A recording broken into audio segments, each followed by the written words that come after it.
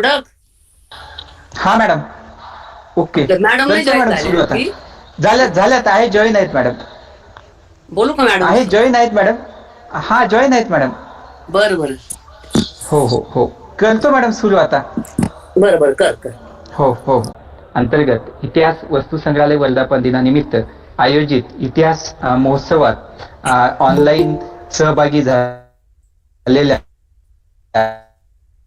सर्व मान्यवर मंडळीचं इतिहास विभागामार्फत मी स्वागत करतो. आपण मागील 3 दिवसापासून सतत ही इतिहास महोत्सवाच्या निमित्तानं जैन धर्माचा इतिहास यावर परिसंवादाचंही आयोजन केलं होतं. त्या परिसंवाद मान्यवर व्यक्तीनं या ऑनलाईन व्यासपीठाच्या माध्यमातून ऑनलाईन व्याख्यान दिलं. कालपासून आपण प्राध्यापक R.S. गुप्ते व्याख्यानमाला सुरू केलेली आहे. या व्याख्यानमालेत प्राध्यापक आलोका पराशन सेन मॅडम यांनी अगदी PPTच्या माध्यमातून आपणासमोर महाराष्ट्र, आंध्र प्रदेश, कर्नाटक, गुजरात या म्हणजे दख्खनच्या परिसरातील अगदी जैनिझम म्हणजे जैन धर्माच्या एक्सप्लोरेशन मधून मिळालेले शिल्प असेल, स्थापत्य असेल, यावरून पूर्ण इतिहासाचा उलगडा आपल्या समोर करून दिला. आज मॅडम आपणासमोर reinforcing the faith and the images of Jain centers in Deccan यावर अगदी सविस्तर असं विवेचन करणार आहेत. मी मॅडमला हे व्याख्यान सुरू होण्यापूर्वी सर्व मान्यवरांना विनंती करतो की आपण हे व्याख्यान सुरू असताना आपला ऑडिओ आणि व्हिडिओ कृपया ऑफ ठेवावा आणि रिस्पेक्टेड प्राध्यापक आलोका पराशन सेन मॅडमला विनंती करतो की आपण व्याख्यानाला सुरुवात करावी. मॅडम. नमस्कार, धन्यवाद. आज का जो लेक्चर है वो एक तरह से हम लोगों को समाज की तरफ खींच के लाता है. शुरू करने से पहले मैं एक बार फिर आप लोगों का धन्यवाद करती हूँ कि मुझे ये निमंत्रण मिला, क्योंकि इसको प्रिपेयर करते समय मैंने सोचा कि जब मैंने इसके बारे में लिखा था तो मुझे इतना मतलब इतने आइडियाज क्लियरली सामने नहीं आए थे. लेकिन अब कुछ साल बीत गए हैं तो अब मुझे लगता है कि आपके साथ ये मैं सामने रख रही हूँ और मुझे लगता है कि मेरे आइडियाज जो हैं बिल्कुल साफ क्लियर हो गए हैं और आई एम हैप्पी कि I will be able to share with you. तो इस लेक्चर में मैं कुछ जो चीजें मैंने लिखी हैं ये सब्जेक्ट के बारे में तो मैं ये आपके सामने रखूंगी. सबसे पहले तो देयर आर 4 वर्ड्स, 4 शब्द हैं. एक है धर्म, एक है साहित्य, एक है समाज और एक है आचार्य. सो मैं धर्म का इस्तेमाल नहीं करें. In the English title I have use the word faith. अब इसके ऊपर रिलीजन और फेथ के ऊपर we can have a long discussion, पर अब ये समय नहीं है. बट क्वेश्चन एंड आंसर में हम लोग बात कर सकते हैं. तो एक तरह से इट इज डिलिबरेट, मतलब कि to title my talk reinforcing the faith is a deliberate attempt. और सिर्फ एक मुद्दा मतलब एक मुद्दा जो सबसे सामने आता है इसमें है कि I want to talk about how the faith over the period of time, as far as women are concerned, it became little inclusive. So, but how did it happen? I mean, ये कैसे हुआ? I mean, ये ऐसे किसी ने उनको ये हक तो दिया नहीं था. There was a long discussion, literature में, साहित्य में, आचार्यों के साथ, इनके जो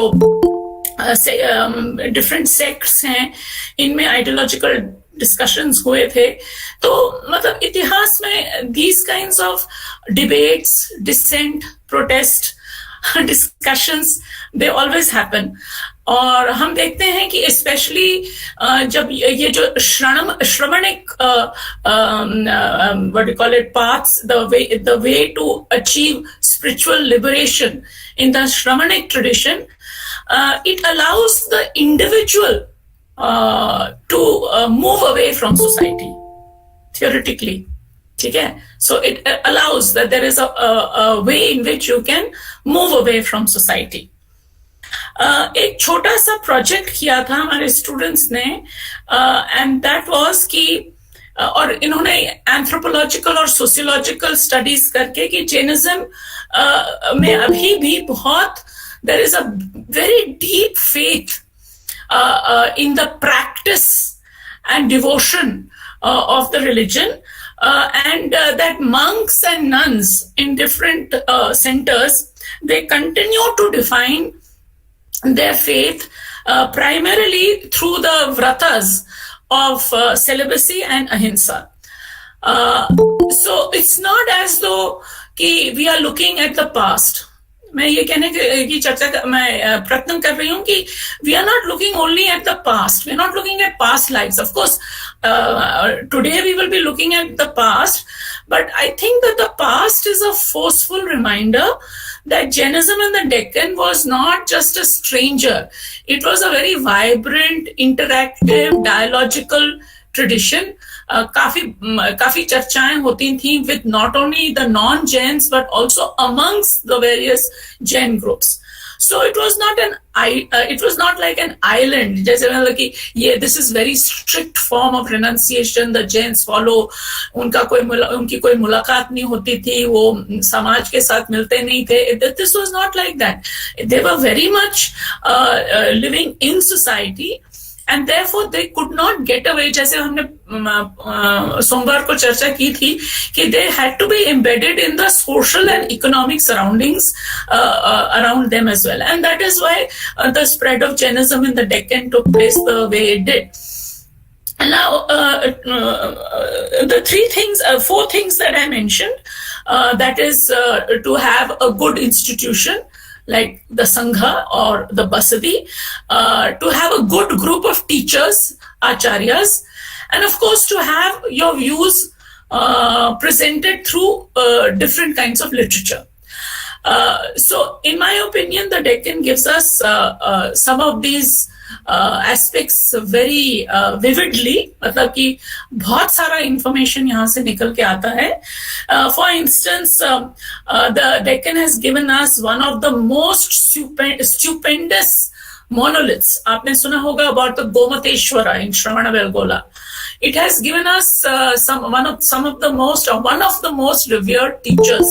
I mentioned last time also Kunda Acharya, a Digambra philosopher, and it also gave us one of the most vibrant and militant organizations of the Moola Sangha. They were a very radical group of monks, sadhavis and monks who were very aggressive sometimes in the Moola Sangha. And it gave us a very unique sect called the Yapaniyas, जिसके बारे में मैं कुछ ज्यादा चर्चा करूंगी आज. And it gave us one of the most loved literary figures, especially for those who are from Karnataka, called Pampa.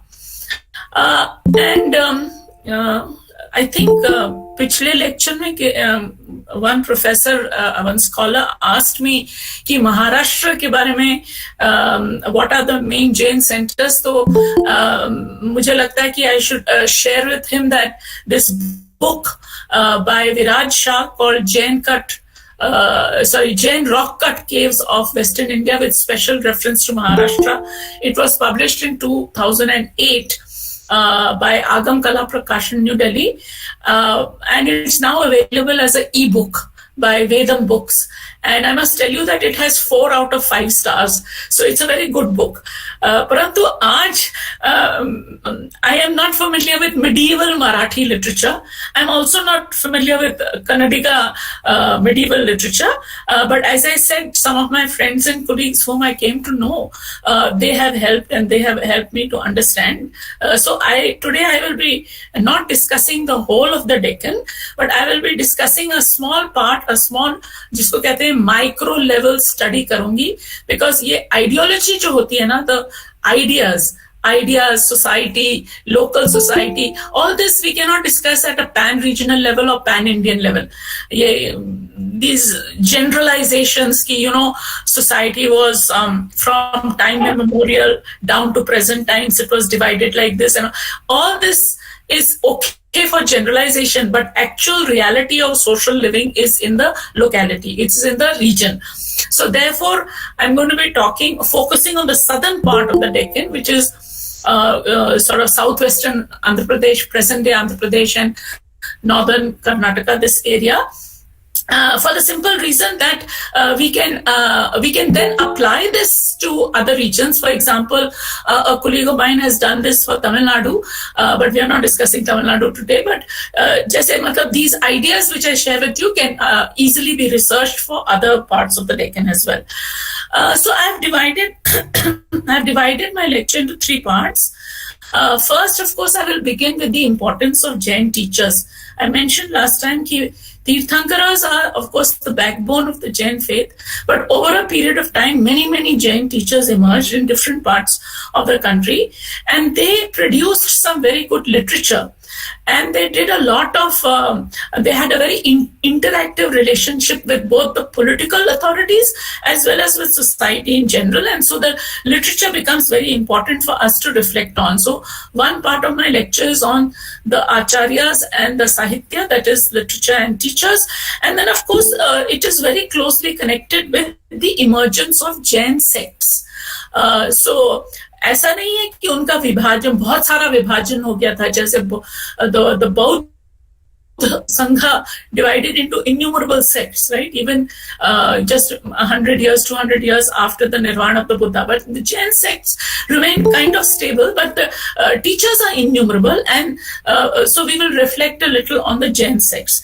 The second part of my presentation is to give you some idea about how the ideal of renunciation and the mukti, kevala, how it is closely linked with the emergence of a very strong bhakti tradition in medieval Jainism, early medieval and medieval Jainism. And this is, and that is why I mentioned that book by Viraj Shah for Maharashtra. She's also written, by the way, a special article on Jain Tirthas in Maharashtra, which was published in the Journal of Deccan Studies, I think in 2007, volume 5.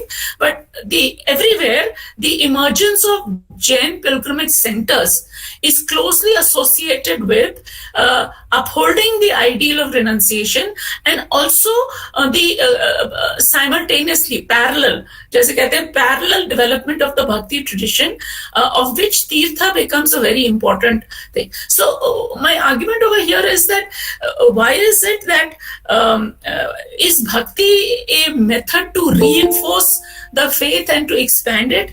I also ask the question, is bhakti a way to incorporate more people into the faith so that at a competitive level they are able to appeal to a larger number of people? ये हो सकता है. I mean, in fact, even in the case of Buddhism as well, ritual and worship of not only bodhisattvas but also the image of the Buddha comes into being. So there is a kind of visibility of a Jain center in the context of both these things. There's a very well-known scholar called John Cort, C-O-R-T. उन्होंने एक article लिखा था, The Bhakti in Early Jain Tradition, Understanding Devotional Religion in South Asia, published in the History of Religions of 2000. And he says, and I quote, "It is wrong to assume that bhakti and asceticism are incompatible practices in Jainism." In other words, क्या कह रहे हैं कि both renunciation and bhakti in the Jain tradition began to go hand in hand. So this is a very interesting thing, and I want to share my views on this with particular reference to why in the beginning women were excluded from the are not allowed the final ritual of renunciation or samadhi marana, and how later on they were allowed. But what did it mean for the society? Did it mean a reinforcing of the faith, an expansion of the faith? Did it mean more political patronage? What does this all mean? And then what is the implication for society as a whole? Because after all, Jainism is not living in a vacuum. आप सब लोगों को तो पता ही है कि the Deccan is very rich in other religious and cultic traditions also. And of course, third part is like how we did last time. I'll share with you some visuals because आज तो हम लोग मतलब कि we're talking on the basis of literature, लेकिन inscriptions are extremely valuable, which give us a lot of data on this last point that I have made, that how many women or did women get access in actual practice? Did women get access to the most important Jain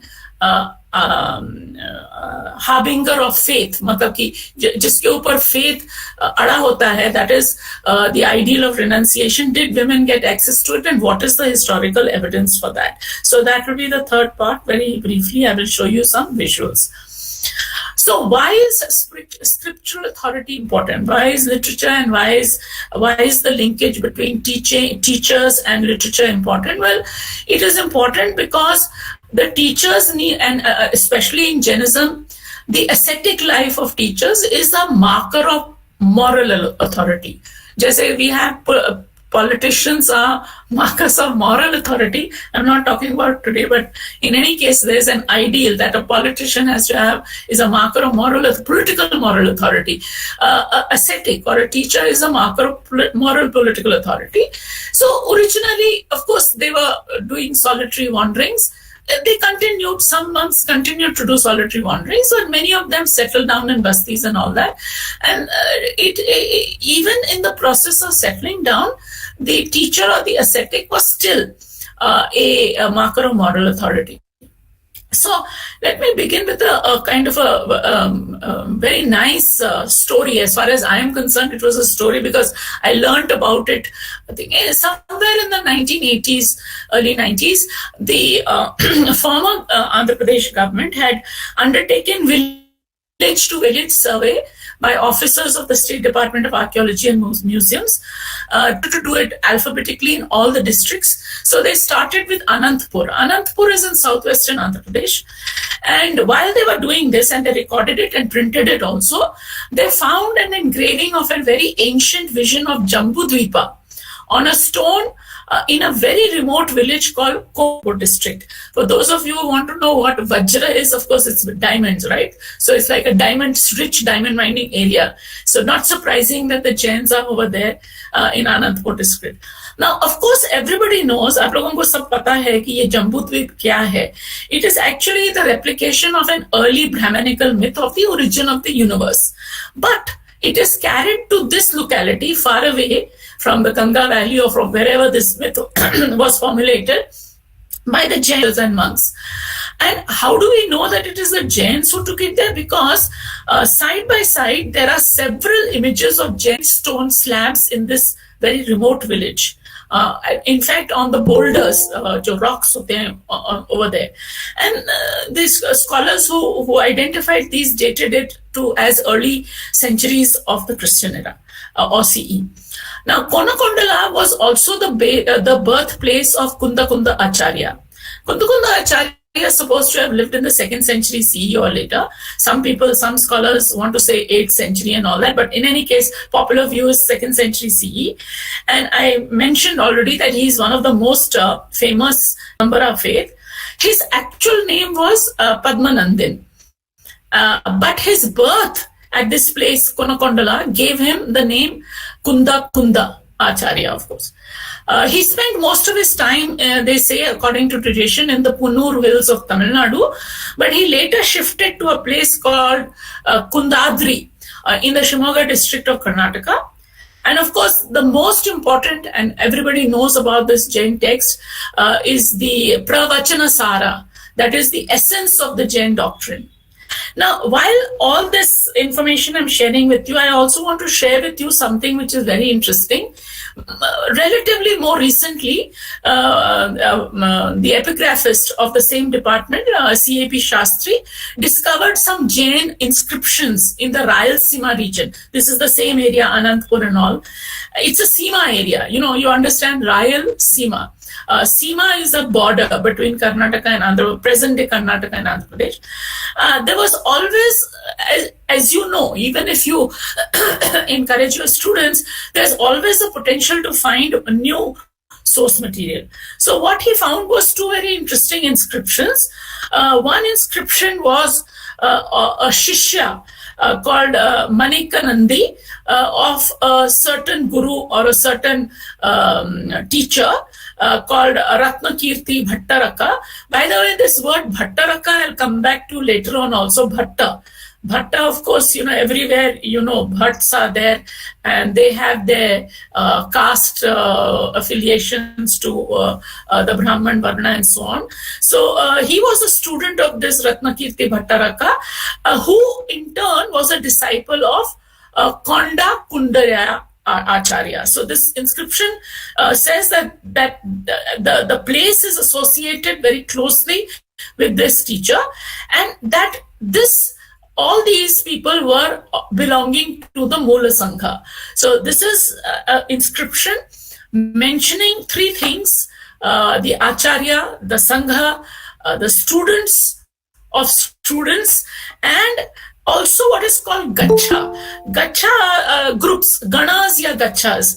So this person belonged to the Balatkarna Gana or the Sarvata Gacha. And he was initiated into sannyas at this place, in this border area. And another one, of course, is very enigmatic, very difficult to understand, but it simply says that an excellent Varishta teacher, a Varishta Acharya called Vrishabha, the most righteous Bhavaya, was unshakable in his faith, and he stayed on this hill. Now, it's very difficult to suggest who is this Vrishabha, though of course some scholars would try to suggest it is the original Vrishabha, but it could be also another Vrishabha.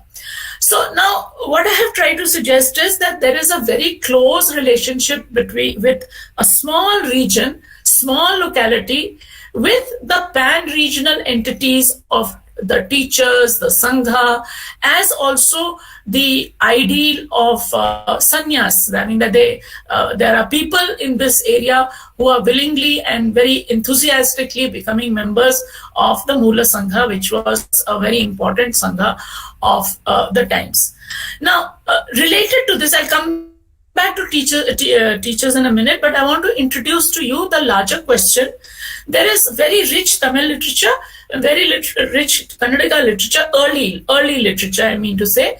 Of course, Tamil literature goes back to very, very early times, but the Kannadiga literature in particular, especially the portion which they call the Jain phase from the 10th to the 12th century, is attributed to some very learned stalwarts of Karnataka.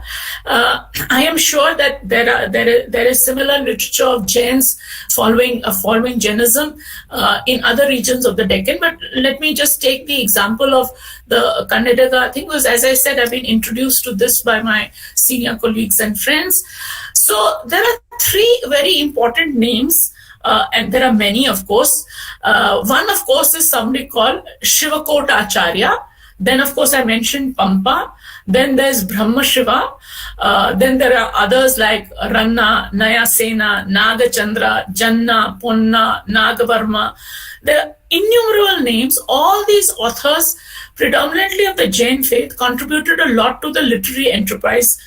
Now, what is critical about referring to literature is that they are always telling you about the ever-changing regional society. So they are describing not only the Jains, but they are also describing non-Jains. Okay, so let me first briefly tell you what is it that they are about. The Sahitya is connected to Samaj, as I said in the beginning. So all of them, Pampa in the 10th century was attributed to be living in the 10th century. He wrote the Adi Puran. And actually all of them start their discussions with a discussion on the Varna system, and in the process they go on criticizing the Brahmins. It's sort of similar to what the Buddhists did in an earlier period.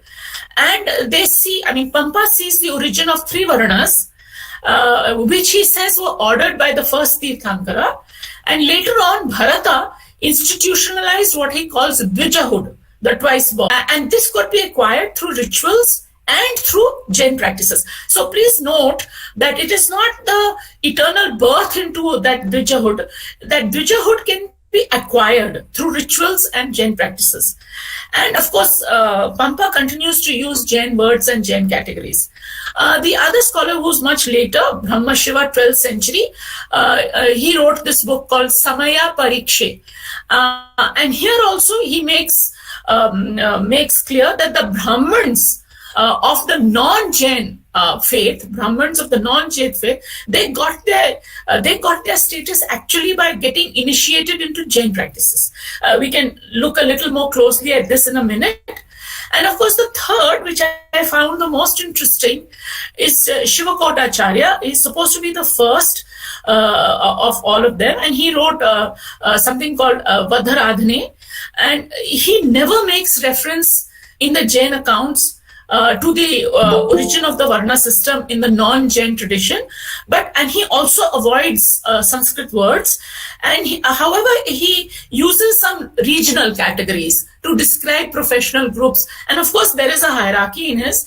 For example, he uses the word Parva to describe Brahmins, Parada to describe Sethis, Okalingas or Vokalingas to describe what are called the Shudras, Samantas to describe the royalty, and Madage or Madaga in Andhra Pradesh, it's Madaga, here it's Madage, the impure castes. So there is a recognition of a social order that he is referring to in his book.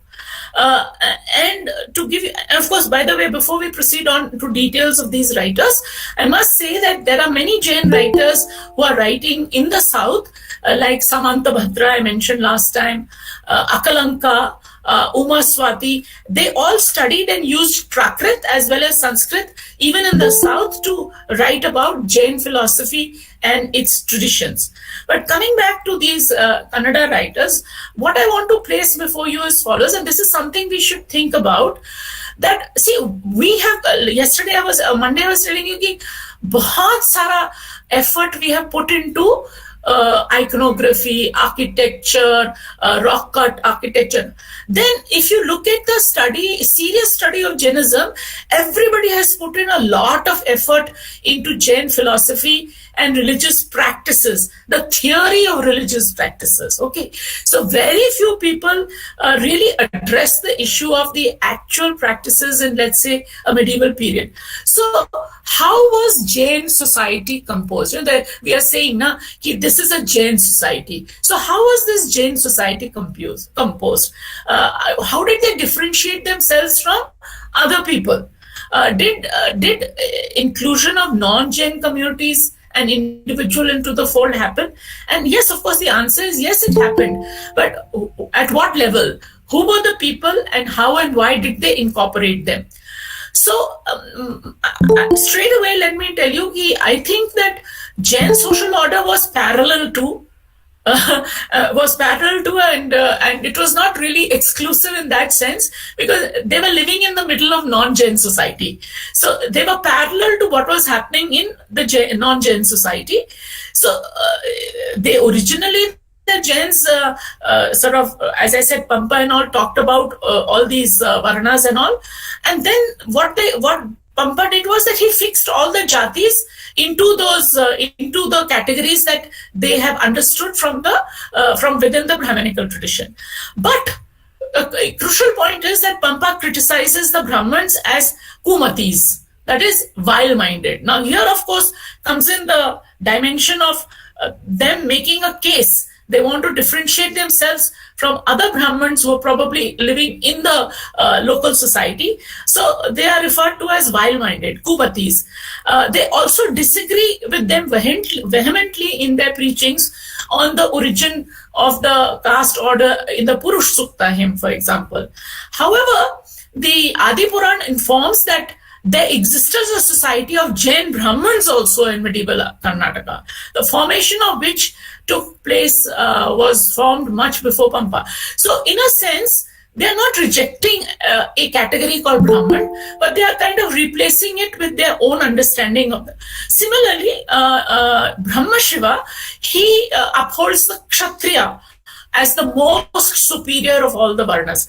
And when I was looking at all this, it sort of goes back, you can go back to the certain Buddhist traditions also, where the first of the four varnas is the Khatya, then the Brahmana, then the Vaisya, and then the Sudra. So it's like reorganizing the hierarchical society, so to speak. And the reason that Brahma Shiva gives is that the Kshatriyas are the lord of the earth. They are the lord of the earth, and the Tirthankaras belonged to this Varna. So it's sort of kind of very similar to Ukti. But the most interesting of all the people is the Shivakotacharya of the who wrote the Vadharadane. And this is really a precious mine of social history of Karnataka during this period, that is the 10th century or so. And according to Narasimhacharya and Rajagam Hegde and all the others who have worked on this, they say that whatever he has written can be corroborated from epigraphic or inscriptional evidence as well. So, and this book of his has a very popular appeal amongst the Jain Shravakas. Shravakas are those who are the ordinary people who come from all walks of life, because they are able to read about themselves. Through the stories over here, they are able to also read about themselves in this book. For example, this may be of interest because there's also of contemporary concern to us, that when they refer to the Madigas, that is the impure caste, he informs us that they had their own pradhan or head, and they were also called Holayas. And in fact, they describe the Madigas as a kind of a subsect of the Holayars. Similarly, there are other professional groups, other subordinate professional groups. The Malegara are the garlanders or the makers of garlands. There are the Toltu or Totu, they are the female servants. There is the Dadi of female attendants of the royal household. There is the Padiyara or the Pratihara, the doorkeeper. The Badagi, that is the carpenter. The Pulungara, that is interestingly the hunter, to catch animals and to bring them to his own house for selling. The Podunagara, Kurmi, cultivator. Interestingly, the Bedas, they are supposed to be settled in a village called Bedavalli. And Bedas, if you know, are people who belong to the forest. They are very well known as foresters and people who are like coming from the forest communities. And of course, then there are the Balasigas, cooks of the royal households. And then, of course, the Langigas, that is the washermen. Now, all these castes, some of them pure, some of them Satashudras, some of them impure castes, etc., etc. But the interesting thing is that reference to hunters or reference to forest people is primarily because the Jain Acharyas as well as the monks or the ascetics, some of them still continue to live solitary lives, and so that the knowledge of the forest or the knowledge about hunting communities and the marginalized communities was available to them. Now, he presents all this sociological data and a lot more. There's a lot of more of it, but ultimately, what I found is that when he has to give you a picture of Jain society, he describes it only in two ways. There are just two, as they say, when the Greeks came to northern and western India, they said that there were, the Majjhima Nikaya says that there are only two Varnas. One is the Arya Varna and one is the Dasa Varna. So here, similarly, he says that there are only two classes, the Jain mendicants, Acharyas, Munis, Savanas, and the lady mendicants who were called Kantis. And the second category is the Upasakas. Now, this is like a very theoretical kind of a division between those who have taken to the path of monkhood or nunhood and not living in society, and those who are the upasakas who are living in society. But the monks themselves had to travel to all the houses, irrespective of whether they were rich or poor houses. Charige Vegu, where they entered a town, they would stay in a basadi, and then they would, have discussions with Sarvajana, that is Savajana, Parijana, Shravakas, Bandhu Vargas. All these terms are used, and they used to.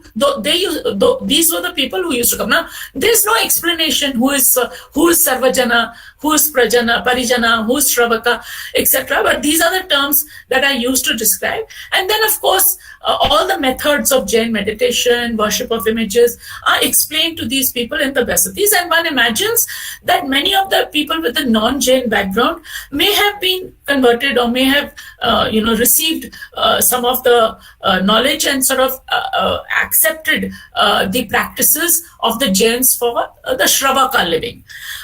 There's a story, very interesting story. Vadharadhana gives you lots of stories. And I felt somewhere along that if there are stories about Brahmins becoming acharyas and all that, that is fine. But whenever there is the case of non-Brahmins and others becoming acharyas, then of course there is a long discussion on how the soul enters the body, and in the previous life they have been born into impure souls and this, that, and the other. So there is a high soul, birth in high, a high birth is accepted as a way of achieving renunciation or kevala, and if you're born into a low birth, then you have to be born again and again because you're not able to get rid of your karma. This is a kind of overall impression I have got from reading whatever. But the story that I was telling you is the initiation of one Surya Mitra. Of course, he's a Brahmin. It takes him a long time, 12 years or so, to practice, get the knowledge, practice penance. So it was not very easy to become a Jain Acharya.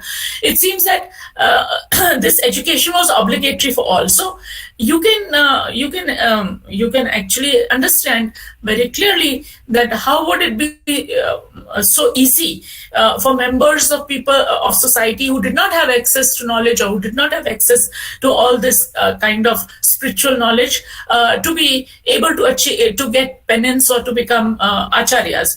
So they encouraged. So there was something very interesting that happens, and that is why this Vadharadhana is a popular thing with communities, with various communities, is because he began to emphasize that even if you cannot get this knowledge and cannot become a teacher and cannot enter the Sangha, he encouraged people continuously in all the stories, encouraged people to complete their worldly duties, and he advised them to go and follow the bhakti path and the puja within the Jain tradition. Here, very clearly in my mind, this adopting the bhakti tradition, getting puja rituals done and all, is a highly competitive strategy to, at this point in time, the Veerashaivite movement, Linga, all these things are also happening in the same parts of Karnataka. So therefore, this is a very interesting way to encourage people. They are targeting, of course, kings and Brahmins and merchants, but there are Shravaka practices could be followed by people of all castes. So there is a high level of encouragement that is given.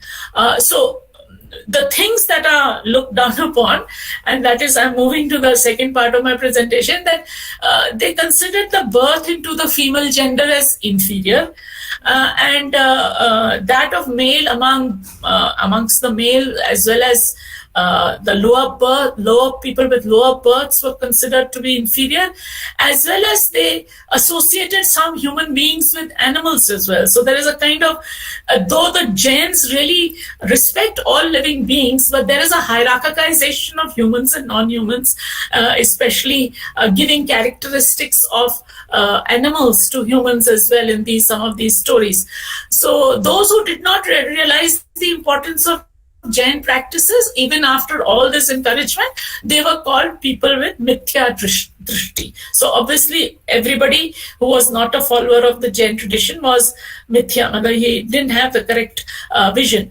Overall then, Jain philosophy accepted and explained myriad varieties of life in this world, and they continue to engage with people from different castes and communities. It's another thing, you negotiate with different traditions and belief systems, but ultimately you create a social environment where a particular kind of Jain society evolves, where primacy is given to access to knowledge, and that if you have to just simply follow the Jain faith as a lay person, then you have to just simply do the vratas of that ordinary people can follow. And I think it is here, as a kind of a conclusion to this part, it is here that what we get is a meeting point of safeguarding the ideal of renunciation, at the same time expanding the faith by including the bhakti tradition, so that people of different social classes could become members. Now, without political patronage, the Jain acharyas could not have survived if they wanted to spread the bhakti aspects of the faith.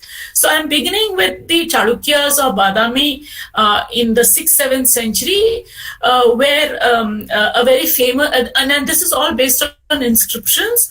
An inscription from Shravanabelgola speaks of a very great teacher called Gunachandra as a worshipper. He of course, many of the Jain, many of the rulers, like Jayasimha in this case, worship at his ashrama. Another Jain teacher, Vadiraja, is honored by Jayasimha the first.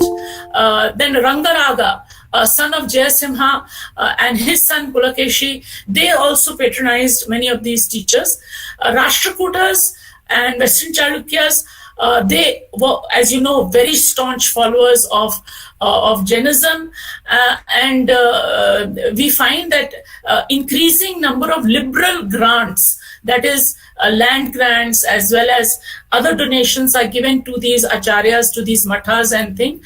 And even as late as the 11th century, the Hoysalas, the Acharya Sudatta is one of the important Jain teachers who actually, the Hoysalas and the Gangas see their origin with the help of these acharyas. So with the Hoysalas, it is Sudatta, and Vinayadatta, one of the first historical rulers of the dynasty, his preceptor, Jain teacher, was Shanti Deva. So, this kind of very specific information is available with reference to and as far as Vijayanagar rulers are concerned, the Bhima Devi, the queen of Devaraya the first, she appears to have been a disciple of the Jain teacher Abhinav Charukirti, Pandita Acharya, and she set up an image of Shantinatha in the Mangaya Basati at Belgola. The trusted general of Harihara II, somebody called Irugappa, who was a very staunch Jain follower, he followed the famous Jain teacher called Simhanandi, which brings me to the example that I want to really share with you, and that this is the example of the Simhanandan himself, who was a very, very important acharya who helped the Western Gangas establish their dynasty. So Western Gangas between the 4th to the 10th century, they championed the cause of Jainism, and two very important rulers of the Ganga dynasty, Marasimha Ganga and Ratchamala IV, both of them attained what is called Salenkhana. The Rashtrakuta king Indra IV also undertook Salenkhana, that is this emaciating of the body, or Samadhi Marana, achieving the ideal of renunciation. The epicenter of the power of the Gangas was not only Shravanabelgola but also a place called Koppala. So when I show you the visuals, I'll show you visuals from Shravanabelgola and Koppala, but they also were very powerful in Hombuja, Puligere, Talkad and other places. And in fact, apart from Jain bastis, they also invested a lot of money in building temples, and they gave the Jain acharyas who were their advisors and gurus. Now I'll tell you why it was so important to have the acharya, because to get the ideal of renunciation, to do this salenkhana or samadhi marana, you had to have a teacher. You had to have what we call an acharya. You could not undertake the ultimate ideal of salenkhana until and unless you had an acharya. So the Digambaras and Shwetambaras, they deny, and I'll now move on to the example of women. They denied women the right to the salenkhana. Okay, and I'll share with you some verses. But in the early medieval period, in the region that I'm talking to you about, southwestern Andhra Pradesh as well as in Karnataka, there emerged a sect of the Jains called the Yapaniyas. And so why are they important? Well, they are important because they were a lineage of non-conformist Jain teachers who propelled an immigrant tradition into the Deccan.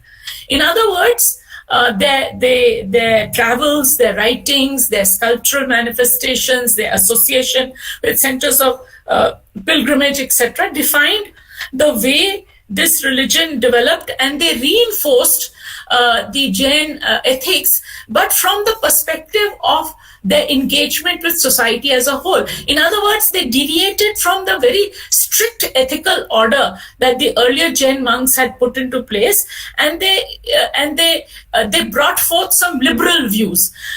And I shall illustrate their views in the context of their writings on women.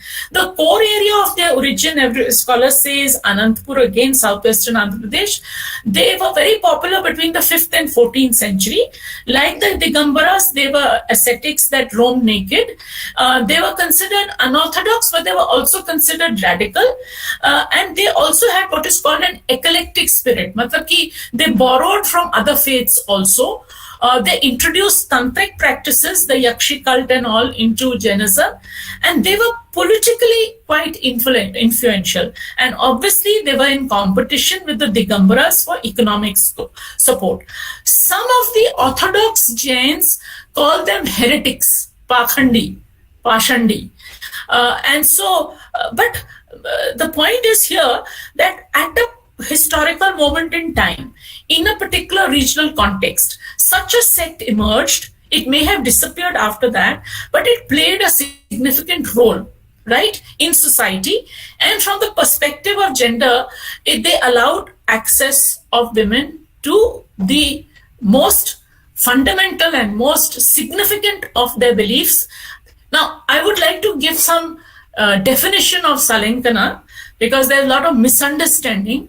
And I think that we have to understand that salenkhana is not suicide, and it's not just going one day and deciding that you want to put yourself to death.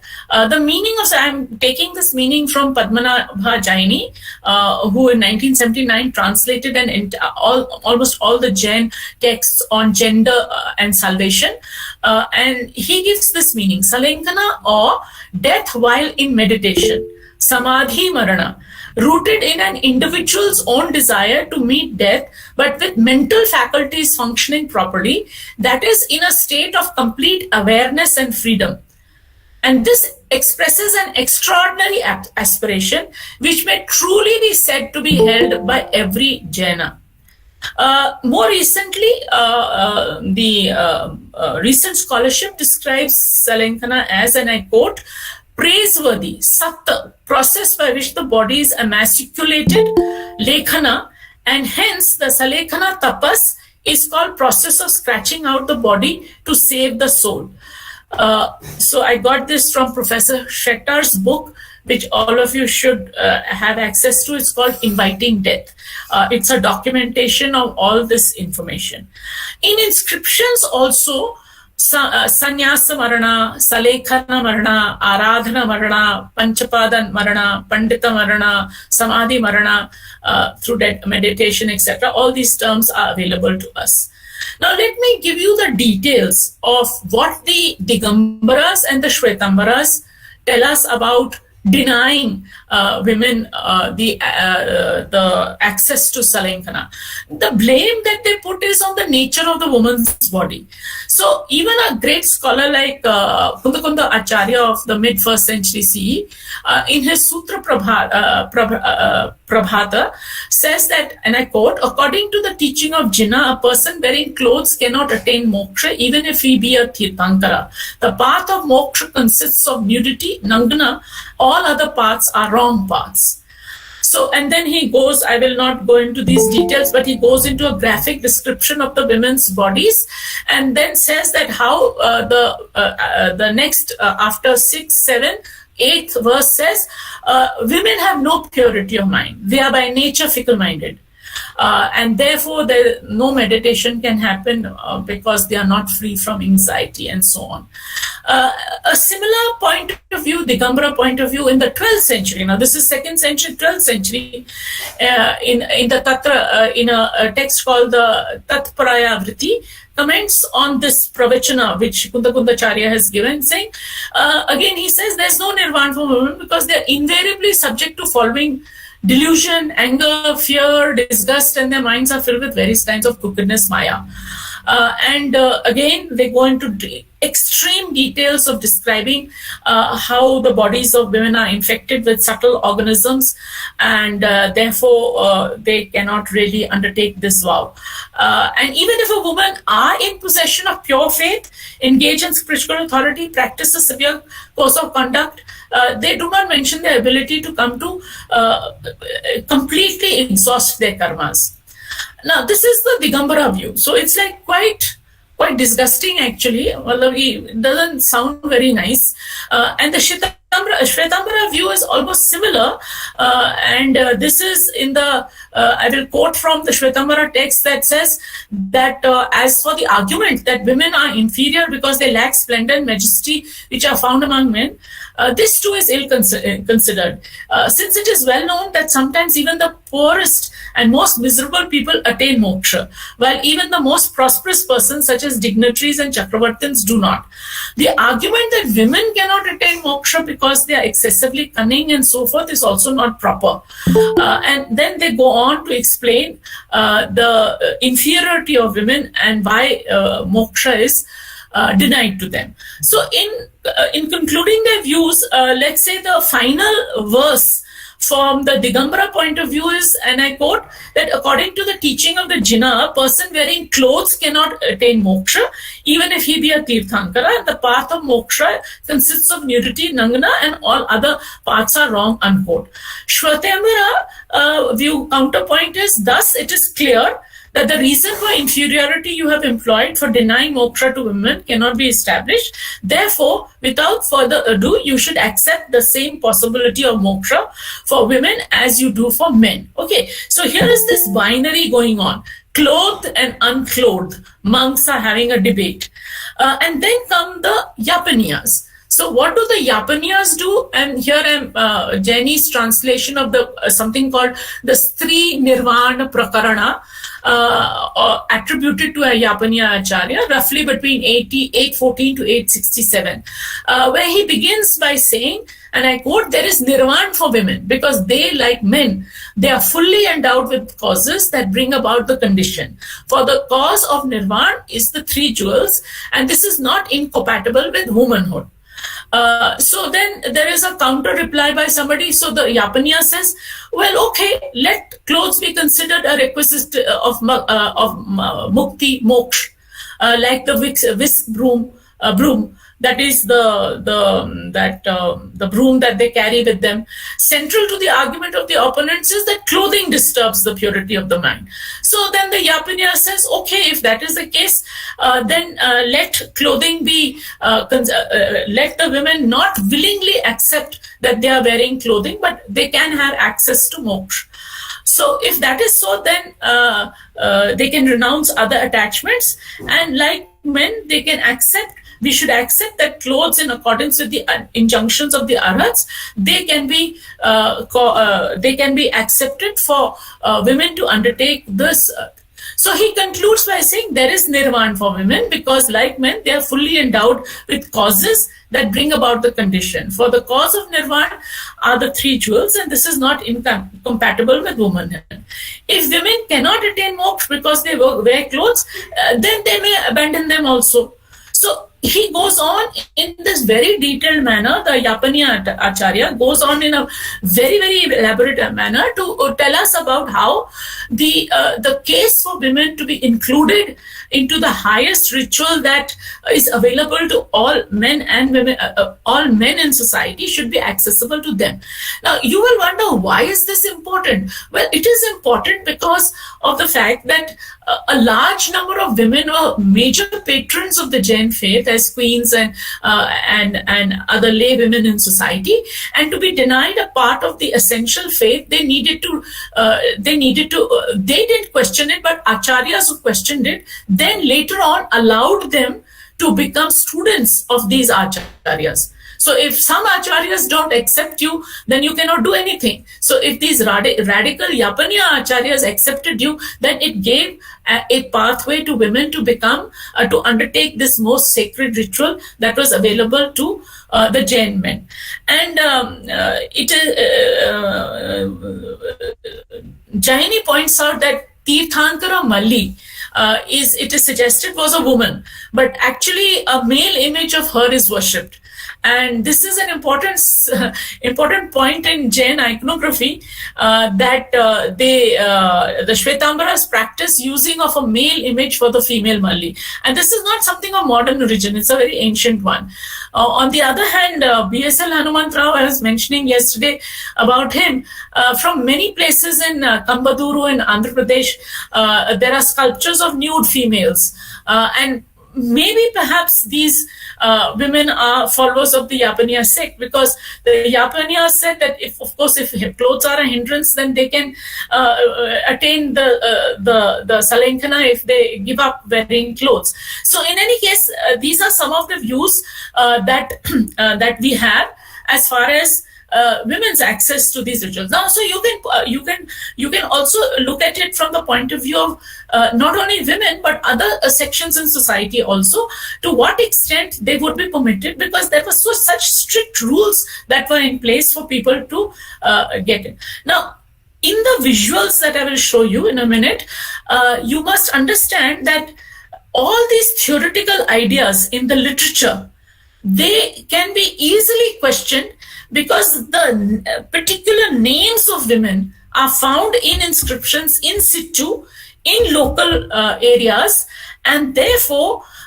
not only are women undertaking the vow, they are also looking after men and men monks and women nuns. They are also looking after them when they are going through this practice in various locations. And what is called nishidhi, memorial stone. There are many examples of memorial stones and nishidhis which are set up in many parts of the region.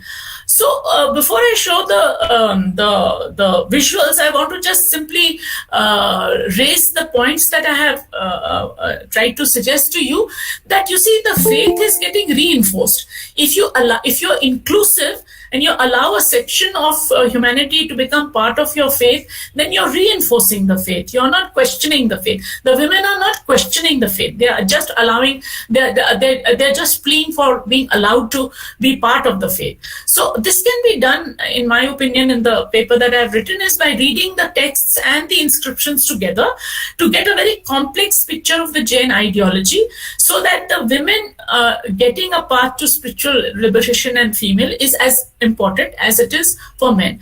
Secondly, prescriptions on society. See, we have to be very careful. Every time we talk about society, we use, whether it is Brahmanical prescriptive text, Buddhist prescriptive prescriptions, it's like a doctor's prescription. Well, these prescriptive texts definitely deny women their access, and they also deny many other social sections in society anything.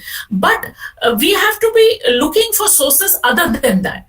In the case of the Buddhist Sangha, there are lots and lots of inscriptions from members of various communities that were allowed access into the Sangha as well, right? So there are inscriptional evidences which defy these prescriptive notions. Similarly, here we have examples from Koppala and Shravanabelagola that allowed women and other members in society to have access to this ritual. And finally, of course, I think that to study faith rather than religion, as I said, to study a faith, we must try and understand the changing practices and the institutional base of a religion or a faith, because institutional bases allow for new changes to come in. If you only believe in a static idea, that ideas have not changed, then of course you're not looking at history as changing. You're thinking that something was patthar ki likir, वो कुछ बदला ही नहीं है. लेकिन I think that once there is an institutional change in a religion's thing, so also ideas begin to change, and the practice and the accompanying rituals and the accompanying ideals, for example, in this case of bhakti, they become integral to the Jain faith, right? So these were the three lessons I thought that we should deduce from what I have discussed today. And let me go and show you some small visuals of what I have presented. I hope I can share it with you.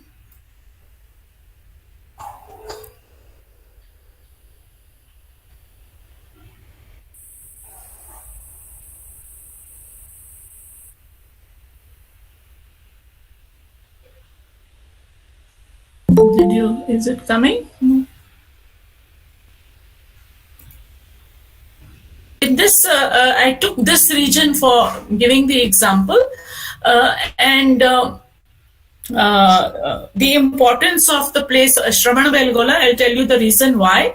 You can have an overview of this entire hill right on the top where the Gomateshwara is there, but it's a very, very rich hill from historians' point of view, I mean to say, because it's got lots and lots of inscriptions. There are two hills over here. One is called Vidyagiri and the other is called Chandragiri. This is in the Hassan district, not very far from Mysore, and this is a particular map which shows two places that where the Salenkhana inscriptions. I had a look. One is called Koppal in Hospet district, and the other is Shravanabelagola over here.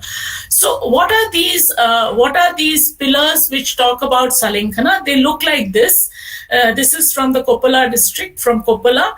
You have an inscription giving you the names of the thing, and then of course at the head of the Nishidhi pillar is the process of Salenkhana being undertaken. And as you can see, there has to be an Acharya helping you to go through this thing. And this is an inscription which has been protected, a Salenkhana inscription of as early as the 7th century, from Shravanabelagola. Then there are very, very significant,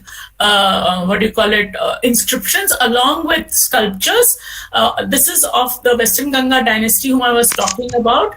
869, a Nishidhi being performed by a king over here, King Nitimarga, and much later, that is the continuity of the tradition, because this is a clear picture. Here you have a Nishidhi memorial or Salenga of the 14th century, and this is in a forested area, Tavananandi forest, and now of course it's in a museum in the Shimoga district. So different areas, but the ideal or the idea of what is happening. And in this, I put this over here because here you see a woman undertaking Salankhana, and then of course there is somebody with a book or with some material reading out something from a text, probably an acharya explaining. So renunciation and spiritual liberation is an archetype of the Jain faith. Now it is this which all these debates about the Digambara, Shvetambaras, Yapinas is happening, right? So there's a very serious discussion amongst them. And of course, finally, on the top of the hill at Shravanbelgola is the Gomateshwara. And very interestingly, while we were doing some survey, we found that 981, and this is very early, there is a medieval Marathi inscription at the foot of this Bahubali statue, one of the earliest, which is derived from, of course, Jaina Prakrit. So there is a Shravanabelgoda is not just simply for people living in and around. It is a major center of the Jains, especially of the Digambara Jains. And of course, people are coming in large numbers. Now, who are these devout people? There is a representation, of course. This is a forest, obviously, which is being depicted in this painting. There are people coming from far and wide. I mean, these descriptions have been given in great detail in Professor Shattar's book. And there is also a scholar, an American scholar called Phyllis Garnoff.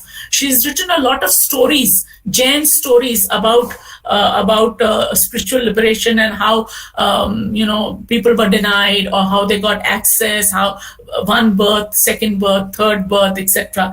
And here you see that it's really a thick forest, because the kind of animals that are depicted over here is obviously indicating it's not really on the margins of society. And then to just give you an idea of the number of Salenkhanas and the number of reliefs that you have on this wall at Shravanabelgola gives you an idea about not only the longevity, but also the intensity with which this faith was followed. A close-up of it gives you an inscription over here, and then of course it shows very clearly that those people undertaking the Salenkhana were always attended to by one or two people. They could be followers, they could be students, they could be disciples, they could be anybody who could be attending on them. And very clearly, of course, in this case you see a male monk undergoing, but he's being attended to by his female disciples. And a Nishidi pillar over here commemorating the same thing. Another one of a royal lady. This can be read. I mean, Professor Nagrajaya Hempa has read this. It's of this royal queen Machikabbe, who undertook Salenkhana, and her Nishidi pillow. A close-up is not a very good picture, but a close-up it shows her undertaking. So, what are we saying over here? We are saying that there is a specificity at a local level for people to be known by their name, by their region, by their affiliation, to have access to a ritual which was earlier denied to them.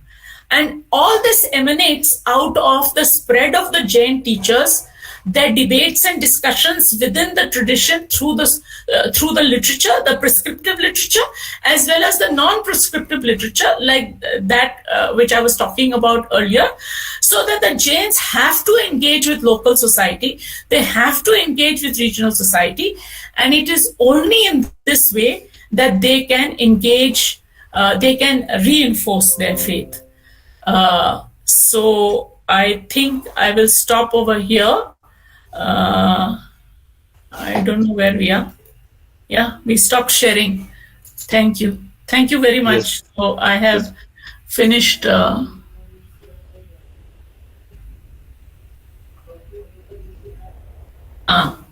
So there are no questions for me. Yes, ma'am. Yes, ma'am. Yes, ma'am. I have a question. Ma'am, we are talking about the Salekhana. But the Salekhana, the path of liberation is allowed, the moksha which is denied. So is there any references about the moksha allowed to women in this inscriptions? Have you find any kind of such a references? Because there is a difference between Salekhana. Salekhana is just a procedure or it is a ritual. It cannot guarantee the moksha. Yeah. So, Correct. though Sallekha is allowed for women in Digambar tradition also, but the moksha is denied.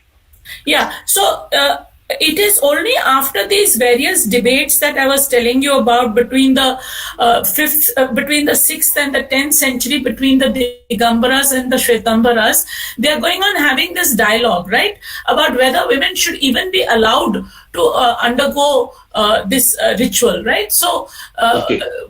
the path to moksha, you're absolutely right. The path, one of the paths to achieve moksha is to undertake this ritual of Salenkhana.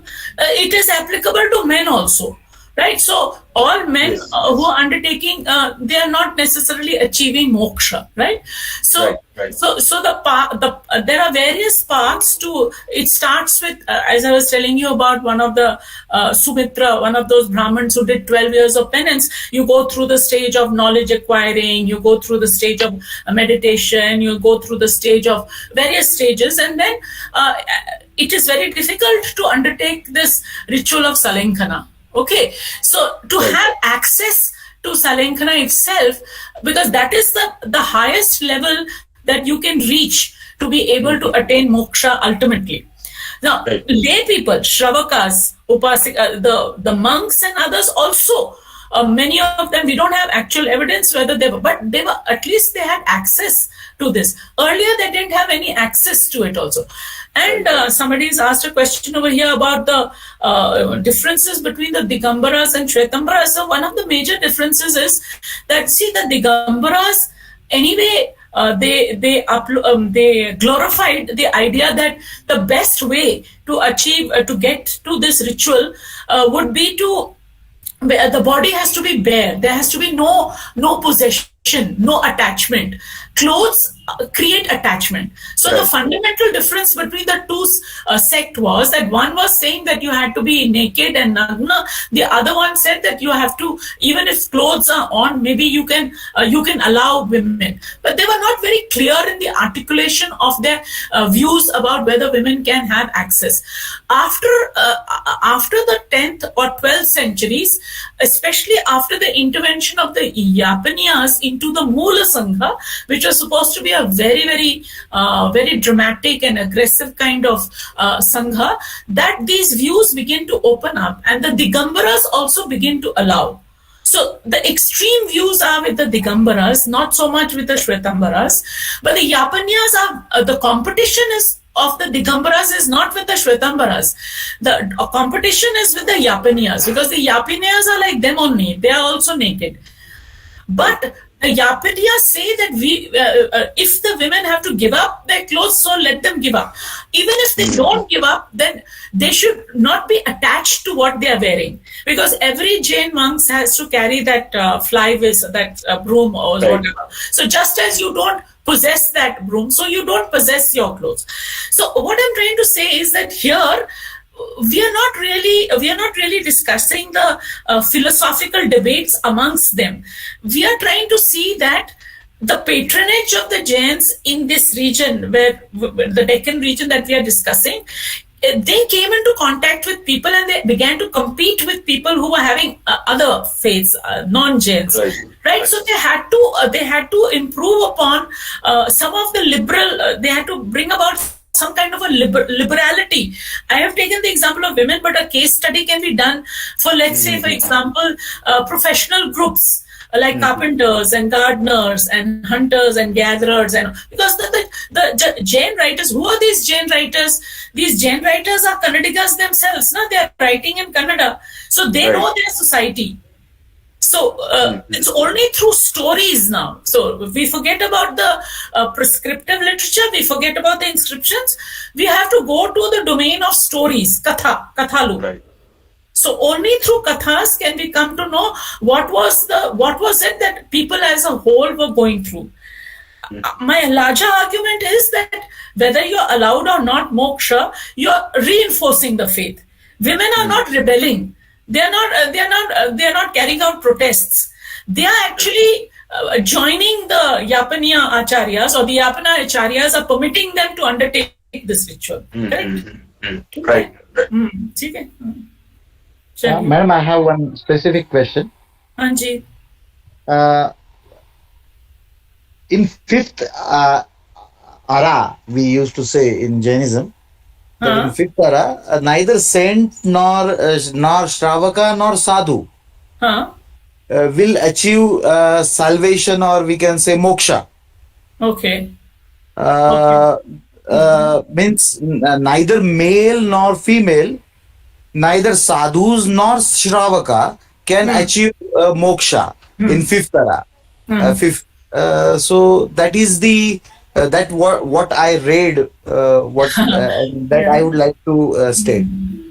Yeah, that is, you see, it's like the Kali Yuga, the age of the Kali. That all the moral rules have sort of broken down. Things have become very bad, and therefore, even if you make an effort, whether it is men or women or anybody in society, that these things you will not be able to achieve, because the conditions under which the original ideals were put into place, they have all broken down, right? But that does not mean, there's an American research scholar who came recently, not recently, but maybe 10 years ago. She did an anthropological survey of in the Maharashtra area, actually Mumbai and this area, and she gave a very detailed discussion on how there is an increasing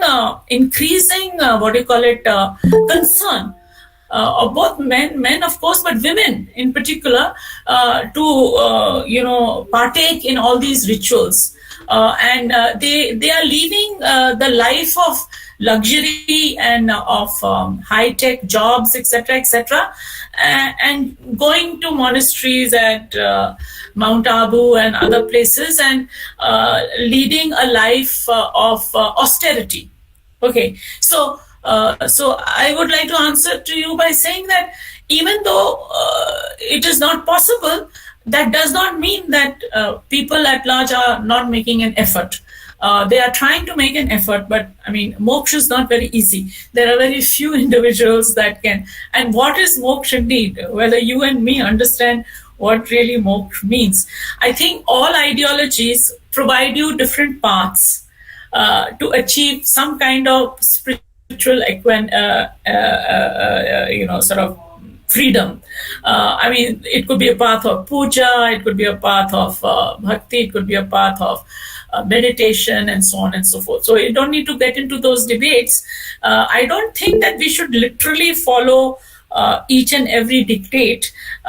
We should look at the historical reality. I mean, that's why I'm like going to inscriptions, and I'm going to various sources, so that we try and understand that what is the didactic, you understand, that is what is the theoretical position a certain faith takes, and what is actually the actual practices.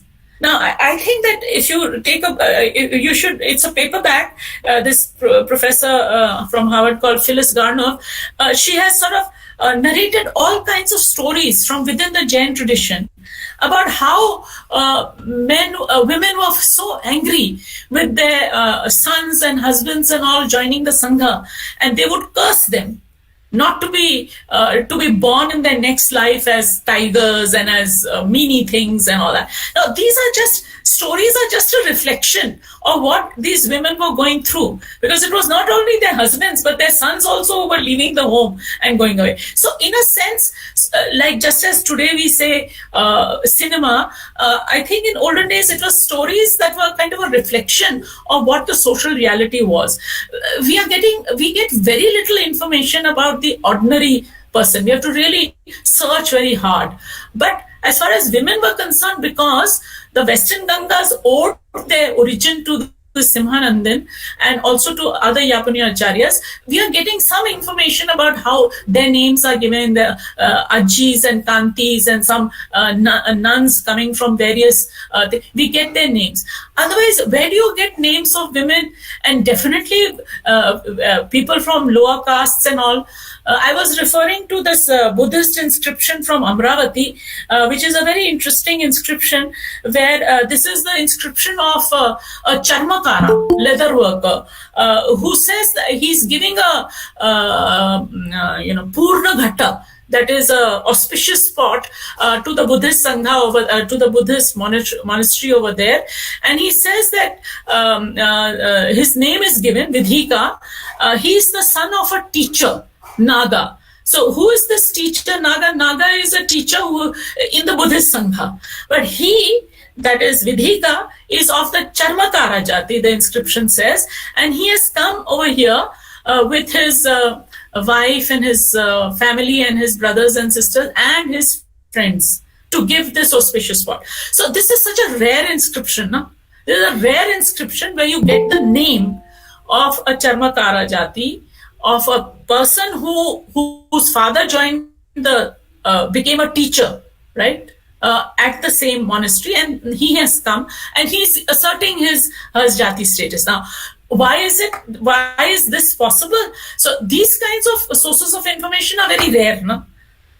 So we are only able to we only talk about the prescriptive views of a Manav Dharma Shastra or of a Jain prescriptive text, or which doesn't give you the ability to talk about any individual by name. Leave aside category. So these are only people on whom rules should be made. Like in this case, so many rules. I did not read out some of the murky passages from these texts, but you can take a look at Padmanabha Jaini's book on gender and salvation, and you can please read. I mean, it's like quite disgusting to read the reasons why women are not allowed this ritual. So I feel that some of these things need to be questioned, and the only way we can question it is by looking at non-prescriptive literature and literature, if at all, in the form of stories or inscriptions or other sources, so that we get a better picture of a society. So bhakti, I feel, both as far as the Veerashaivites and the Sri Vaishnavites and the other sects are concerned, but of course, you know what it is, na? If the bhakti tradition is within the larger institutional framework of the temple and all that, na? So who controls the temple? Whether it is the Jain Basadi or whether it is a Hindu temple, who controls, right? So we need to understand that ideologies work within institutional frameworks. No? So anyway, I don't know whether I will be able to answer your question, but I request you, somebody wants, he is asking you, Rupesh ji, he wants you to. Yes, ma'am. Yeah. I had taken their number. I have taken their number. Yeah. So I think we don't have any more questions. Chandan Bora, you answered. Yeah. So all done. Today we finished early because we didn't have introduction and all that today, no? So that we finished early. Yeah. Madam, just my previous question with respect to moksha. Yeah. Just we have discussed. Yes. It is. Are there any evidences of moksha, or only by agamas or by some literature we are saying that people are getting moksha? Are there any evidences, or as we are studying history, can we get any evidences, physical evidences or anything? Just like it is mentioned in literature, we are saying that people are going to moksha or getting moksha. What are your views about that? See, the thing is, yeah, you're right. See, I'm not a scholar of religion or religious scholar, but the historical evidences, we don't get historical evidence that so and so. See, first of all, what is moksha? Unless and only the person who has undergone moksha will be able to tell us whether moksha has been. So I think that, in my opinion, this moksha is an ideal, right? Okay, so I mean, there may be many other people who achieve moksha, but we don't have. We only come to know about this from the Buddha Vachan, that is later on what other people have written, right? We don't we don't, nobody writes an inscription or nobody writes a book to say I achieved moksha, right? So this is a problem, sir. This is a problem about what are the ideological goals of a particular faith.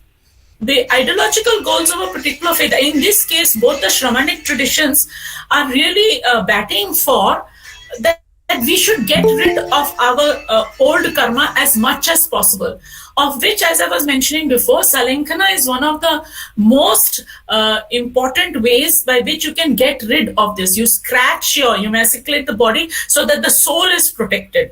So now this question of how the soul can achieve moksha, whether it will be born again. So ultimately the soul gets born again, right? In all these traditions, Indic tradition, you have not achieved moksha. So I cannot say that we will have historical evidence for that. All we can say is that, are you allowed to go through this method or this process of undertaking? Now, many people disagree with the path also. Many people, so for example, within the larger Indic tradition, the Jnana Marga was accessible only to very few people. The Jnana Marga. I was also mentioning over here that Jnana Marga is something very difficult to achieve for ordinary people until you go through a process of learning, education and all that. And then of course there is the Yoga Marga, and that is also equally very tough and difficult. And finally, of course, there's the Bhakti Marga. Now, what I tried to present today is that the Jains at some point in time, who were considered to be very rigorous about their penance and very rigorous about their renunciation ideal, they slowly in the early medieval period began to generate an interest in renunciation as well as bhakti.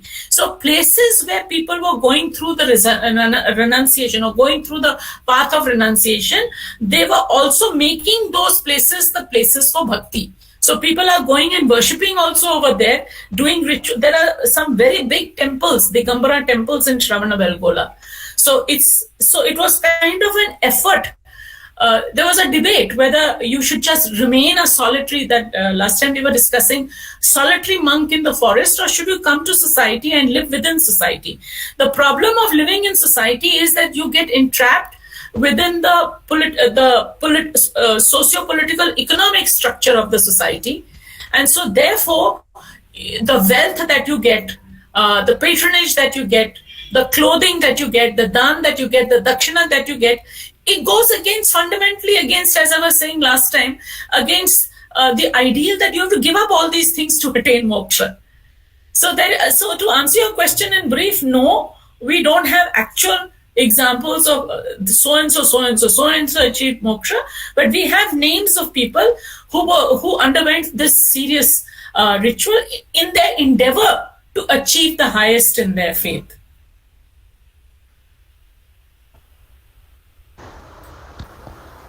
Thank you so much, ma'am. Okay. प्राध्यापक RS. Gupte व्याख्यानमाला अंतर्गत अगदी 2 दिवस आपण online माध्यमातून महाराष्ट्र व महाराष्ट्राच्या बाहेरून उपस्थित असलेल्या सर्वांना जे म्हणजे दख्खन मधील जैन धर्म आणि त्याच्या स्वरूप याबद्दल सविस्तर असं विवेचन आपण केलं आणि विचारलेल्या प्रश्नाची उत्तरही आपण व्यवस्थित दिली. त्याबद्दल विभागाच्या वतीनं मी आपले आभार मानतो आणि या कार्यक्रमाच्या शेवटाकडे मी जातो. मी विभागाच्या प्राध्यापिका डॉक्टर पुष्पा गायकवाड मॅडम यांना विनंती करतो की आपण या कार्यक्रमाचं आभार प्रदर्शन करावं. नमस्ते आलोका मॅडम जी. नमस्कार. प्राध्यापक आर.एस. गुप्ते व्याख्यानमाला डॉक्टर बाबासाहेब आंबेडकर मराठवाडा विद्यापीठातील इतिहास विभागाने 2 आयोजित केलेली होती आणि प्रत्येक वर्षी इतिहास विभाग हा हिस्ट्री फेस्टिवलच्या माध्यमातून वेगवेगळे कार्यक्रम घेतो. त्याचा एक भाग परिसंवाद होता आणि दूसरा भाग होता प्राध्यापक आर.एस. गुप्ते व्याख्यानमाला. मैम, आपने प्रोफेसर आर.एस. गुप्ते जो लेक्चर सीरीज है उसमें बहुत ही अच्छा जैनिज्म और जैनिज्म का जो प्रसार हुआ, उसके बाद में डेक्कन में जो जैन श्रद्धा थी, तो जैन श्रद्धा यहाँ पे कैसी दिखती है, या जो जैन सेंटर्स है वो कैसे डेवलप हुए, इमरजेंस कैसा हुआ, इन दोनों जो थीम्स थे, तो थीम्स के बारे में आपने बहुत अच्छा यहाँ पे प्रेजेंटेशन किया। आपने जो स्टडी किया था वो शेयर किया हमारे साथ। मैडम, पिछले 4-5 साल से हम ट्राई कर रहे थे कि आपका लेक्चर रखे हमारे डिपार्टमेंट में, हमारे बच्चों के लिए, हमारे रिसर्चर जो स्टूडेंट है उनके लिए, लेकिन आप कोई प्रॉब्लम थे, हमारे पास भी कोई प्रॉब्लम्स थे, इसलिए नहीं हो पाया। लेकिन अभी जो लेक्चर सीरीज है और हमारा जो हिस्ट्री फेस्टिवल है, तो वो एक कारण बन गया कि आप हमसे मिल पाई और अपने बहुत अच्छा आपका जो जैनिज्म पे जो भी आपका रीडिंग है या आपने जो कुछ उस पर काम किया है, रिसर्च किया है, तो हमारे साथ जो शेयर किया, तो उसके लिए आपका बहुत बहुत धन्यवाद मैडम। मेरी बाबा साहेब आम्बेडकर मराठवाड़ा यूनिवर्सिटी आपकी बहुत आभारी है। मेरा हिस्ट्री डिपार्टमेंट, मेरे डिपार्टमेंट के हेड उमेश बगाड़े सर, मेरे सब कलीग, मेरे सब स्टूडेंट, हमारा पूरा यूनिवर्सिटी आपके प्रति बहुत मैं आभार प्रकट करती हूँ मैडम। और इन फ्यूचर भी आप इसी तरह आपका जो नॉलेज है हमारे साथ शेयर करें, यही आशा रखती हूँ और फिर से आपका धन्यवाद प्रकट करती हूँ मैडम। नमस्कार, थैंक यू, बहुत बहुत धन्यवाद आपका भी। नमस्ते मैडम।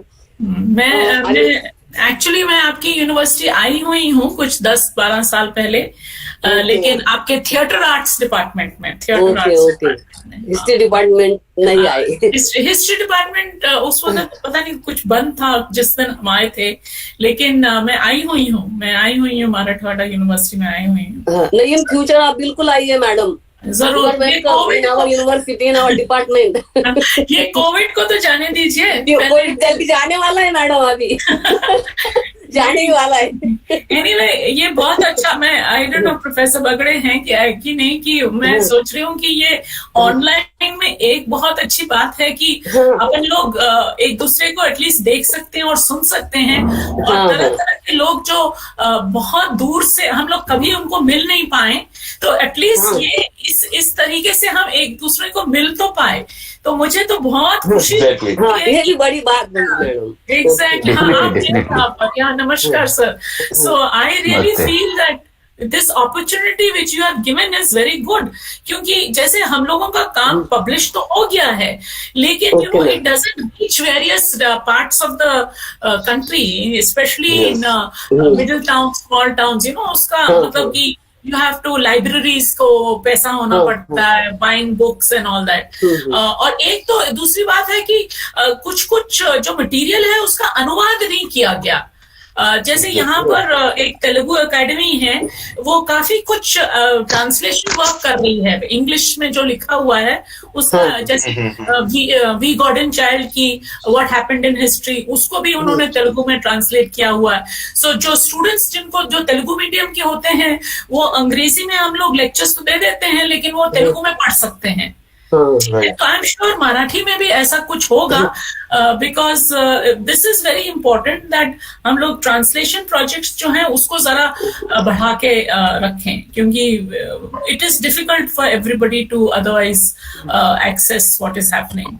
का मतलब ही क्या था पुराने जमाने में? ये जो आचार्य थे, यहाँ से वहां, वहां से यहाँ, यहाँ से वहां घूम रहे थे ना, they were carrying with them their language, getting associated with the region, then learning the language of that region, and like that. So I think that ये बहुत अच्छा मौका था मुझे, और I am very happy कि ये फेस्टिवल जो है आप लोगों ने मतलब ऑर्गेनाइज किया, क्योंकि फेस्टिवल का मतलब ही ये होता है कि एक दूसरे से मिले, है ना? Absolutely.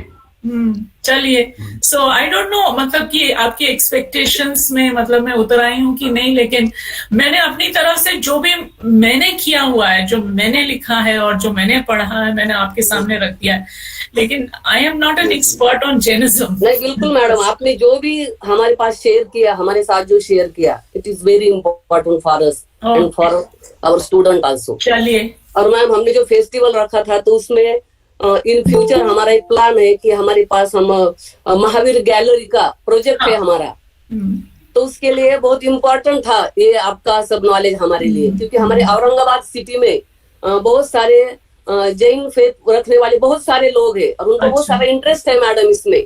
हमारे पास बहुत सारे आर्टिफैक्ट्स है, बहुत सारी चीजें, हमारा म्यूजियम है, हिस्ट्री म्यूजियम, हमारे पास बहुत सारी चीजें हैं, लेकिन उसके लिए जगह नहीं है डिस्प्ले करने के लिए।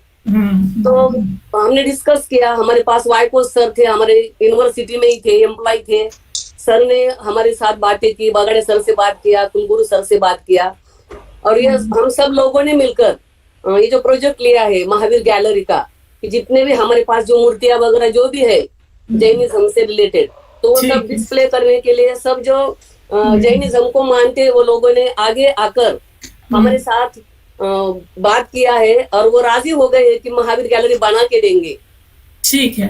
तो This is the example. This is the example, madam. This is the example of academic and people's initiative. Yes, very good. yes sir.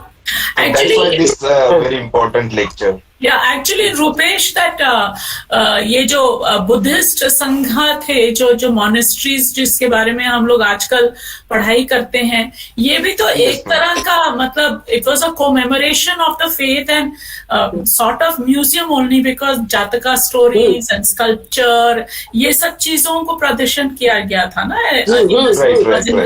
सो अब आजकल हमारा इंस्टीट्यूशनल बेस यूनिवर्सिटी हो गया है, और हम लोग सोचते हैं कि यूनिवर्सिटी कोई लोगों से अलग है, लेकिन यूनिवर्सिटी तो हमारे ही बीच में है ना, तो सोसाइटी को तो लाना तो बहुत जरूरी है।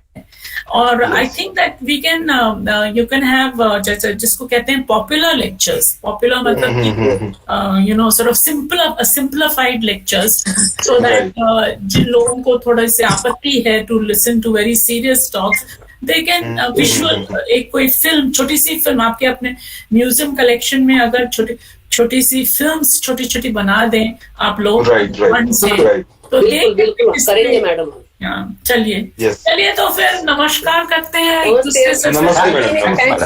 नमस्ते, thank you so much, bye bye ma'am. आपल्याकडे आर.एस. गुप्ते व्याख्यानमालेच्या अंतर्गत आदरणीय आलोका पराशर सेन मॅडमने जैन धर्म आणि त्याच्याशी संबंधित काही थीम्स घेऊन आपल्याला खूप महत्वपूर्ण अशा प्रकारची माहिती दिली, त्याबद्दल आलोका पराशर सेन मॅडमचे विद्यापीठाच्या वतीने, विभागाच्या वतीने आणि आपल्या सर्वांच्या वतीने मी खूप खूप आभार मानते। त्याचबरोबर विभागाचे विभाग प्रमुख बगाडे सर यांनी नवीन थीम जैनिझमच्या संदर्भात आपला जो प्रोजेक्ट आहे महावीर गॅलरीचा, तर त्याला अनुसरून एक नवीन थीम जैनिझमवरती परिसंवादाच्या माध्यमातून आणि व्याख्यानमालेच्या माध्यमातून सर्व औरंगाबाद शहरातील जैन पंथीय आणि सर्व विद्यार्थी आणि संशोधनकर्ते यांच्यासाठी मांडली। त्याबद्दल सरांचे आभार की या माध्यमातून काही नवीन संशोधन पुढे येतील। महावीर गॅलरी तर आपण करणारच आहोत, पण त्याचबरोबर जैन पंथावर किंवा जैन फिलॉसॉफी, जैन श्रद्धेवर, जैन विचारधारेवर नवीन संशोधन सुद्धा पुढे आली पाहिजेत, त्यासाठी सुद्धा गॅलरीचा हा प्रस्ताव आपला आहे।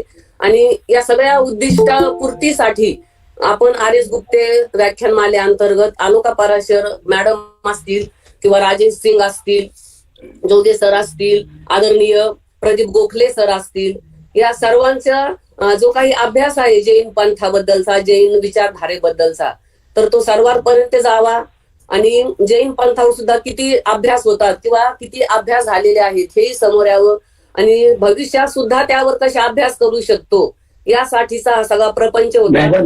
आणि मॅडम सर्वांना नमस्कार। आणि मी हे सांगू इच्छितो की महावीर गॅलरीचं जे पायाचं उद्घाटन आहे ते आम्ही 26 किंवा 27 तारखेला अरेंज करीत आहोत। आणि या दृष्टिकोनातून डॉक्टर उमेश गायकवाड, त्यांचं कुमार भावरजी आणि आपण पुष्पाताई, आपण पण सुरुवातीला मला खूप हेल्प केली। आणि या दृष्टिकोनातून या आता पाराशर मॅडमनं सांगितलं होतं की याचं लेखन व्हायला पाहिजे, तर माझं एक पुस्तक लेखनासाठी मी ट्रान्सलेट केलेलं आहे, त्याची आता प्रक्रिया विद्यापीठ करणारच आहे। तेव्हा मी सर्वांचे आभार त्याच्यासाठी मानतो। आणि यांनी डॉक्टर उमेशजी बगडे यांनी प्रत्यक्ष भाग घेऊन, कुलगुरूंची अनुमती घेऊन आणि मॅनेजमेंट काउन्सिलची संमती घेऊन आम्हाला जो प्रोत्साहन दिलं त्या प्रोत्साहनाबद्दल मी त्यांचे कौतुक आणि आभार मानत आहे. त्याचप्रमाणे कुमार भवनजी यांनी सुद्धा पदोपदी आणि फोनवर सुद्धा माझ्याशी सगळ्या गोष्टी सांगितल्या आणि त्याप्रमाणे आमचं आक्रमण सुरू आहे. थोडं पुढे पुढे जात आहोत. आता आम्ही पॉम्पलेट करून काही छापलेले आहेत आणि समाजामध्ये त्याची प्रवृत्ती होणार आहे आणि मला आशा आहे की लवकरात लवकर ही गॅलरी निर्माण होईलच. त्याबद्दल तुमचे धन्यवाद आणि आपण मला बोलायला संधी दिली त्याबद्दल आपल्या सर्वांचे मी आभार मानतो. धन्यवाद धन्यवाद तुमचे सर. तुम्ही छोटीशी एक सुरुवात केलेली होती आणि आज त्याचं एक मोठं स्वरूप तुम्हाला दिसत आहे. तर तुम्ही जे काही प्रयत्न केला वायको सर, तर त्या प्रयत्नाला यश आलं असं आपण आज म्हणू शकतो. असो, हा भाग आपला वेगळा आहे सर, त्यासाठी आपण प्रयत्न करणारच आहोत आणि आपण सर्व मिळून ते प्रयत्न करणार आहोत. त्यासाठी डिपार्टमेंट सतत तुमच्या पाठीशी असेल. धन्यवाद धन्यवाद. ह्या कार्यक्रमाच्या निमित्ताने सर्व जैन मंडळी, प्रत्येकाचं मला नाव घेणं शक्य नाही वायको सर, पण सर्व जैन मंडळी औरंगाबाद शहरातली, औरंगाबाद शहराच्या बाहेरची, अगदी महाराष्ट्राच्या बाहेरच्या लोकांनी सुद्धा यामध्ये सहभाग घेतला, प्रश्न विचारले, त्यानंतर त्यांनी चर्चा केली आलोका पराशर मॅडमशी. त्याबद्दल त्या सर्वांना मी धन्यवाद देते, त्यांचे आभार मानते. आणि महावीर गॅलरीच्या स्थापनेसाठी त्यांनी भविष्यात सुद्धा आम्हाला अशा प्रकारे मदत करावी, सहकार्य करावं अशी अपेक्षा व्यक्त करते.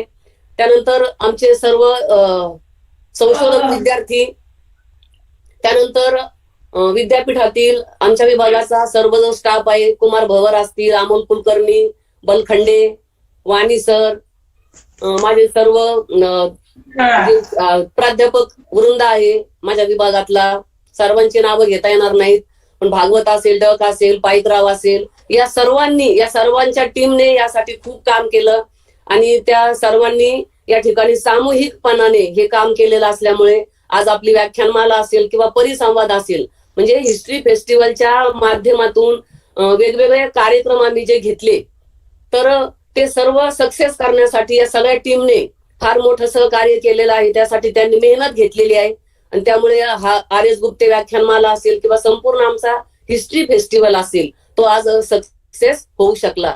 तर सर्व टेक्निकल स्टाफ, सर्व विद्यार्थी, संशोधक विद्यार्थी, सर्व ऑफिशियल स्टाफ, सर्व टीचर, यानंतर सर्व शहरभरातून आणि शहराच्या बाहेरून सहभागी झाले सर्व प्राध्यापक, सर्व संशोधक, इतिहासप्रेमी आणि आमच्या विभागाअंतर्गत चालणारं archaeology department, liberal art department, येथील सर्व शिक्षक, विद्यार्थी, या सर्वांनी या ठिकाणी सहभाग नोंदवून हा परिसंवाद, ही व्याख्यानमाला आणि एकंदरीतच हा हिस्ट्री फेस्टिवल सक्सेस केला. त्याबद्दल सर्वांचेच आभार.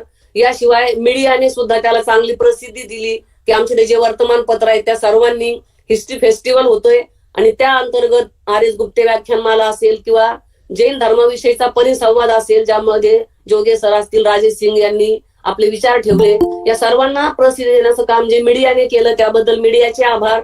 आणि कळत न कळत, प्रत्यक्ष अप्रत्यक्ष ज्या सर्वांनी यासाठी सहकार्य केलं, प्रत्येकाचं नाव मला आता आठवत नाही, पण सर्वांनी ज्यांनी सहकार्य केलं प्रत्यक्ष अप्रत्यक्षपणे, त्या सर्वांचं मी या ठिकाणी विद्यापीठाच्या वतीने, विभागाच्या वतीने आभार मानते आणि अध्यक्षांच्या वतीने RS गुप्ते व्याख्यानमाला या ठिकाणी संपन्न झाली.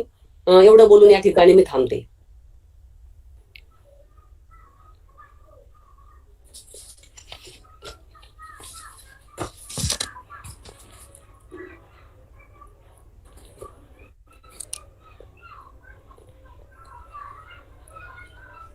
पुष्पाताई.